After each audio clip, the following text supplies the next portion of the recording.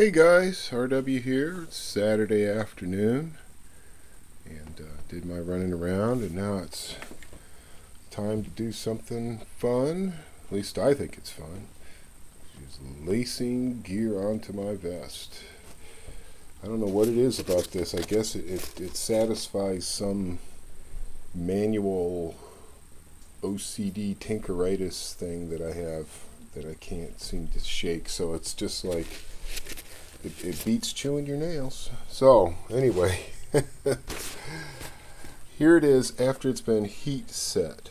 Okay, I ran everything through a dryer on the highest heat setting, and some things I think came out real nice, like the belt, which used to be this color,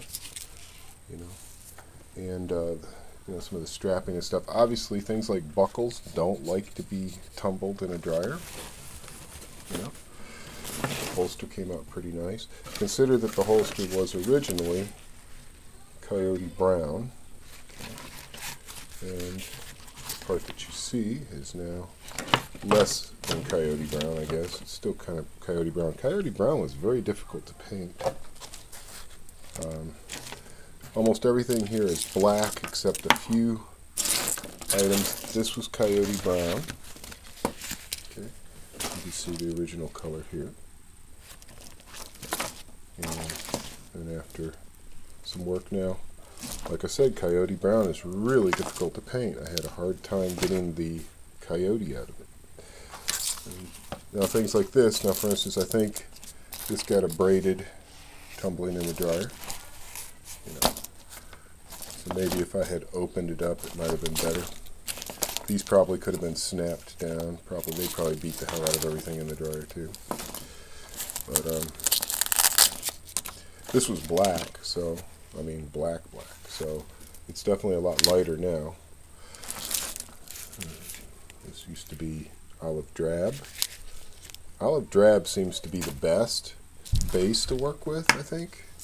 Although that desert tan camelback is really easy to paint too, because you want a light color, but for some reason the coyote is not the light color to choose. For whatever reason, it does not take paint well at all. These were all coyote brown, and they still look pretty coyote brown to me. Now these were ACU. ACU paints up nice. This ashy silvery gray takes sand really nice. Even the Velcro does. See, you can really see the. I'll get you over here in the sunlight where you can really see the, silvery gray to sand and khaki and woodland and olive. So I guess I was just showing you guys stuff like, here for instance the vest is SWAT black, and it took paint pretty good. Anytime you have wear areas, you're going to get black. And the elastic, even though right now the elastic appears pretty well painted and everything, after a little bit of stretching, it's going to look black. Obviously snaps and buckles do not like to be tumbled in a dryer at all.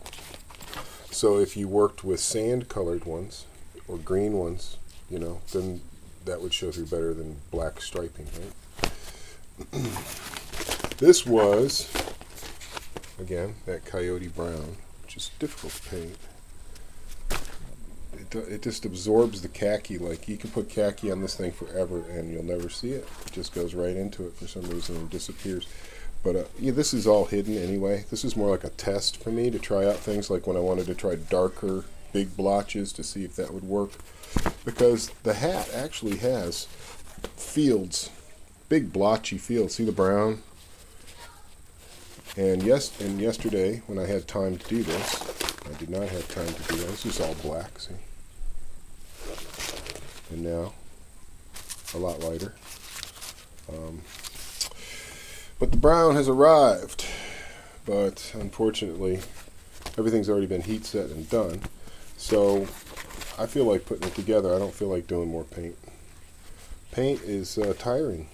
The fumes get to you even through a mask. So, and I'm not really sure the brown I've got is going to do like that. That looks to me like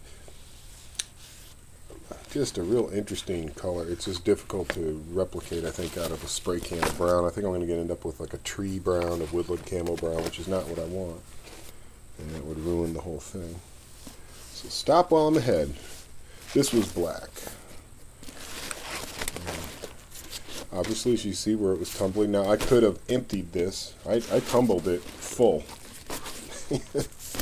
So all my medical stuff has been tumbled at whatever that temperature is in there, 150 degrees or something, 140 degrees. I don't think it hurt it. Anyway, I'm not going to use all of this stuff, but I decided to paint all of this stuff because once you're going on it, if you have it all in front of you, it's a lot easier than painting one piece to try and match. This one was black, and this had been worn the most and gotten the darkest and just looked the crappiest. And so it came out pretty good. You can still see how the black wears through it and how the black edges and stuff. So black is hard to work with, but it was a challenge for me and I enjoyed it. So now the next challenge, it's not really a challenge for me. I don't mind doing this. It's kind of mindless. I'll just sit there lacing it together. And I'll show you what the whole rig looks like, and maybe I'll make a few stops along my lacing thing to talk about, as Nut and Fancy would say, philosophy of use, and why a chest rig. Why am I doing what I'm doing? You know, there's a million ways you could put this together, and a million choices of pouches. You know, you could just do it any old way you want, and there's things you could put on it or not put on it, and you could run it almost empty with it just as a plate carrier, because it's also a plate carrier for like a 10x12 steel plate like that. So I'll get back to you on that.